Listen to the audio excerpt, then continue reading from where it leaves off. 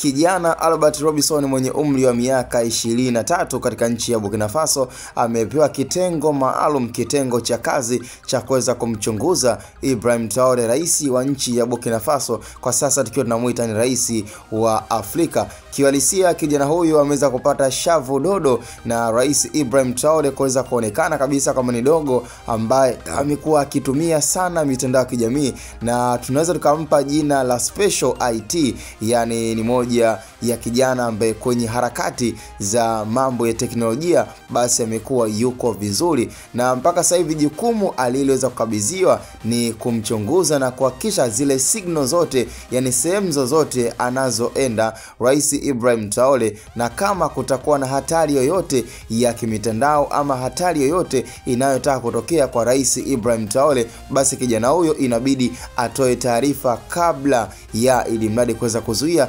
chochote kitakachokuwa kinataka kuendelea katika nchi ya Burkina Faso kuhusiana na Rais Ibrahim Traore. Na mengine ni kwamba hatujajua pia majukumu mengine ambayo ameweza kukabidhiwa, lakini moja kubwa ambalo tumeweza pia kulinasa na kuweza kulifuatilia zaidi katika makala tofauti za nchi ya Burkina Faso ni kwamba kijana huyu Albert Robinson mwenye umri wa miaka 23, ambapo tunaamini kabisa kwamba ni fursa kubwa aliweza kuipata na ni ujuzi ambao anautumia yeye kama yeye. Kwa hiyo ni Special IT na hiyo ni special order kutoka kwa Rais Ibrahim Traore.